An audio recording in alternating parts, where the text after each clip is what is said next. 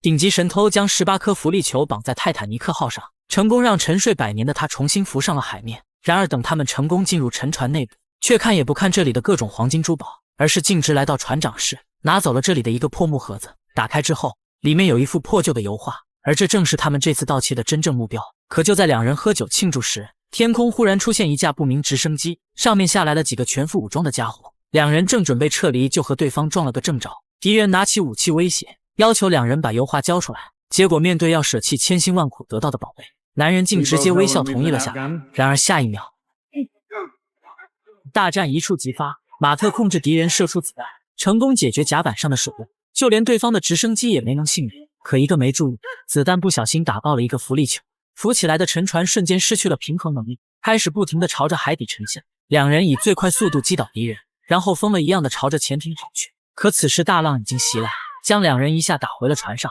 慌乱中，女人抓住了一扇铁门，可回头一看，马特的脚被破网缠住，整个人被沉船不停地拉向深处。情急之下，艾米不顾安危也一同潜入水下，赌上性命前去帮助马特脱困。眼看着沉船彻底回到了海底，同伴们的心都提到了嗓子眼。但幸运的是，艾米和马特顺利带着油画逃了上来，他们连忙以最快速度派出游艇，将两人接回了岸上。这幅价值千万的古董终于被神偷团队收入囊中。然而众人并没有感到丝毫兴奋，因为真正的寻宝之旅才刚刚开始。原来这幅耶稣的画像系列一共有6张，每张的背后都隐藏着一个神秘的字符。传说只要找到这6个字符，就可以寻找到传说中的不老泉。如今他们拿到了第6张，终于可以将所有的字符全都拼在一起。可超级电脑经过一系列复杂的运算，却怎么也无法将字母组合出合适的答案。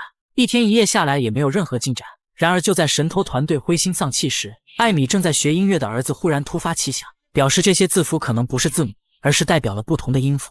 说着就用这些音符弹出了一个曲子。老黑连忙用电脑听歌识曲，发现这是一首极其古老的曲子，叫做《沙漠中的水》，是有人为了纪念古代世界7大奇迹而创作。他们将世界7大奇迹标记在地图上，竟恰好和画作上字符的位置完全吻合。而唯一剩下没被字符覆盖的，就是埃及的吉萨金字塔。众人兴奋坏了，立刻坐上飞机，踏上了前往金字塔的旅程。团队的所有开销由土豪黄毛承包，由于他得了癌症，所以不惜花费全部身家雇佣众人寻找不老泉，甚至他们还用上了最新的热成像3维扫描技术，成功在其中一个金字塔下发现了一个极其巨大的密室。这是古往今来第一次有人对金字塔进行扫描，那个从未被人发现的密室，恐怕就藏着传说中的不老泉。众人来到金字塔底下，开始了挖掘工作。果然在一道墙的背后，他们发现了一个秘密通道，顺着漆黑的通道一路向下，众人来到了一个巨大的房间。根据墙上的提示，只要将这块巨石移动，就可以显现出隐藏的暗门。结果他们花了吃奶的力气，却怎么也推不动这块石头，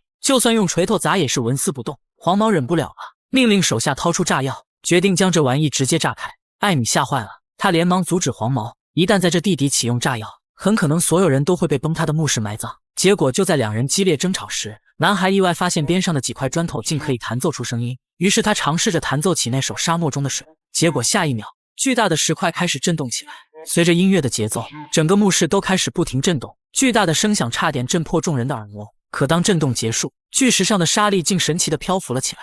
艾米只是轻轻一推，就轻松地将这千斤巨物推到了一边。原来刚才的震动改变了整个墓室的重力，而通往不老泉的入口这才真正的正式被他们成功开启。可下来之后，却发现这里是一整片的悬崖，传说中的不老泉恐怕就在这悬崖底下。然而如何从这么高的地方下去成了难题。马特低头看见了一个奇怪图案，他尝试转动按钮，竟意外打开了顶上的天窗。而随着光亮的进入，悬崖的机关被顺利启动，只见墙面上隐藏的砖块开始朝着外面扩散，一层一层恰好形成了可以往下走的楼梯。来到最底下，众人发现了一个巨大的坑洞，顶上的光束正照在此处，而光源的正中心正有着一滩非常稀少的泉水。难道说这就是传说中的不老泉？可见到这能让人永生的泉水，众人却被这里的一行字吓得停住了脚步。 In proportion to the blessing is the curse.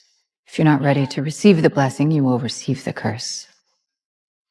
Caution is advised. 没想到喝下不老泉还有可能会有副作用。见此情形，土豪黄毛直接不装了，他摊牌自己其实根本没得什么癌症，只是单纯利用了众人寻找不老泉。而现在他要求马特先进去尝一口，代替小白鼠做个实验，让他好看看所谓的副作用是什么。可面对未知的危险，马特显然也不同意。结果下一秒，黄毛直接拔出手枪，精准射向马特的手臂。这下他不得不喝下泉水保命，否则等待他的就是失血过多而亡。马特一步步小心地朝着中心走去，他俯身在不老泉前，轻轻将手放进了其中，结果就在刚接触的瞬间，石缝中开始不断渗出液体，将整个地面全部填满。而当马特手臂的血液滴入其中后，泉水就像是有灵魂般锁定了马特的基因，并且环绕在他的身边，开始治愈起他手上的伤口。但马特还没高兴2秒，一股强大的电流瞬间击穿他的身体，马特彻底失去意识，整个人随着泉水开始漂浮在了空中。等他醒过来时，只感觉自己获得一股无穷的力量，泉水中他的脸年轻了10岁，